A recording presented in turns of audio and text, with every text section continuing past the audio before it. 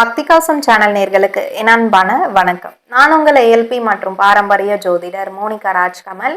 இந்த வீடியோ பதிவு பார்க்கறதுக்கு முன்னாடி நம்ம சேனல் இதான் ஃபர்ஸ்ட் டைம் பார்க்குறீங்க அப்படின்னா சப்ஸ்கிரைப் பண்ணிக்கோங்க. அப்போ தான் அடுத்தடுத்த லைவ் பதிவு வீடியோ பதிவு எல்லாமே உங்களுக்கு அப்டேட்ஸ் கிடைக்கிறதுக்கு ஆரம்பிக்கும்.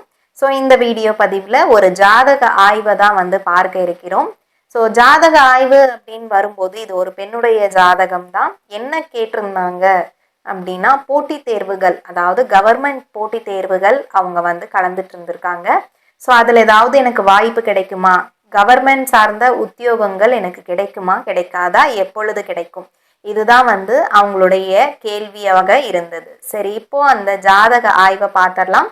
முதல்ல அந்த பெண்மணியுடைய வயது, கிரக அமைப்புகள் எப்படி இருக்கு அப்படின்றத இப்போ பார்த்துருவோம். ஸோ முதல்ல பார்த்தோம்னா அந்த பெண்ணுடைய வயது அப்படின்னு பார்க்குறப்போ 36 வயது முடிஞ்சு 6 மாதங்கள் ஆகின்றது.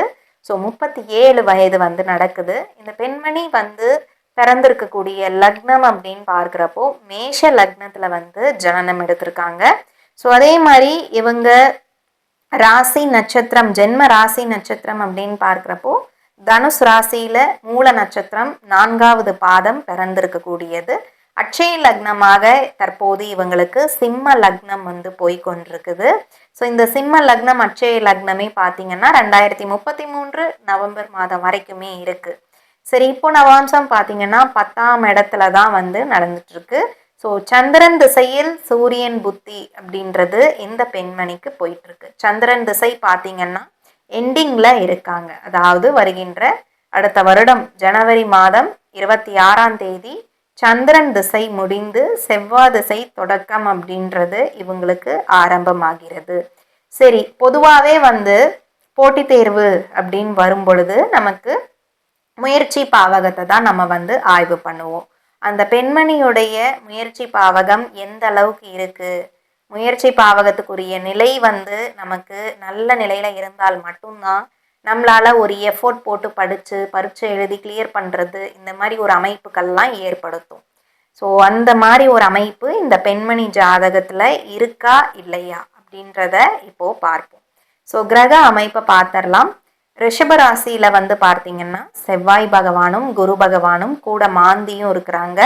ஸோ நெக்ஸ்ட் இந்த பெண்மணியுடைய ஜாதகத்துல சிம்ம ராசியில கேது பகவான், தனுசு ராசியில் சந்திர பகவானும் சனி பகவானும், கும்ப ராசியில் ராகு பகவான், மீன ராசியில சூரிய பகவான், புதன் பகவான், சுக்கிர பகவான்.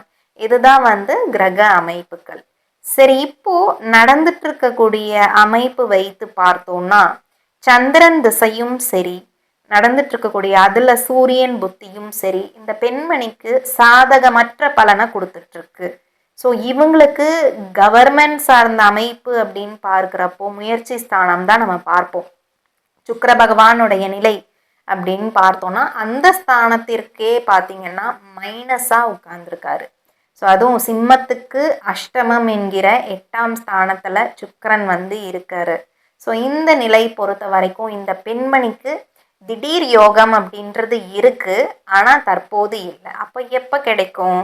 கண்டிப்பாக கிடைக்கும். அடுத்த வருடம் பார்த்தீங்கன்னா ஜனவரி மாதம் 26ஆம் தேதிக்கு மேலே இந்த பெண்மணிக்கு உயர் பொசிஷன் அப்படின்றதே உறுதியாக கிடைக்கக்கூடிய அமைப்பு, அதாவது அரசாங்க பணி அப்படின்றது கிடைக்கக்கூடிய அமைப்பு அப்படின்றது உறுதியாக இருக்கு. அதுவும் பார்த்தீங்கன்னா இந்த டீச்சிங் அப்படின்னு சொல்லக்கூடியது நமக்கு ஒரு வாக்குஸ்தானம் நல்லா இருந்தால் மட்டும்தான் அதுவுமே ஆசிரியராக போகக்கூடிய அமைப்பு, பேச்சாற்றல் நிறைந்தவர்களாக இருக்கக்கூடிய அமைப்பு இதெல்லாம் ஏற்படுத்தும். ஸோ அதனால இந்த பெண்மணிக்கு பார்த்தீங்கன்னா அந்த லைன்ல போகக்கூடிய அமைப்பு அப்படின்றது அடுத்த வருடம் ஜனவரி 26ஆம் தேதிக்கு மேல உண்டாகுது. அதனால உங்க பயணங்கள் தொடரட்டும். நீங்க முயற்சிகளை போட்டுக்கிட்டே இருங்க, கண்டிப்பா நீங்க கிளியர் பண்ணுவீங்க அப்படின்ற ஒரு நல்ல செய்தியை அவங்க கிட்ட சொல்லியிருந்தேன். ஸோ அது வரைக்கும் பரிகாரம் அப்படின்றத கேட்டிருந்தாங்க. ஒவ்வொரு மாதமும் வரக்கூடிய சித்திர நட்சத்திரம் நாளன்று முருகப்பெருமானுக்கு தீபமேற்றி செவ்வரளி சாற்றி வழிபாடுன்றத மேற்கொண்டு செஞ்சுட்டு வாங்க. உறுதியாக உங்களால் கிளியர் பண்ண முடியும் அப்படின்ற ஒரு தைரியத்தையும் நான் கொடுத்துருந்தேன். ஸோ அவங்களும் தொடர்ந்து நான் எஃபோர்ட் போடுறேன், கடுமையாக நான் படிச்சுக்கிட்டு தான் இருக்கேன் அப்படின்றதையும் சொல்லியிருந்தாங்க. பரிகாரத்தையும் செய்கிறேன்னு சொல்லியிருந்தாங்க.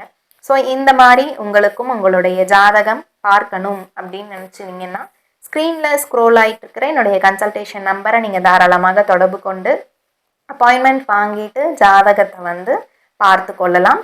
ஸோ இந்த வீடியோ பதிவு இதோட என் பண்ணிக்கலாம். அடுத்த வீடியோ பதிவில் உங்கள் எல்லாரையும் சந்திக்கிறேன். நன்றி, வணக்கம்.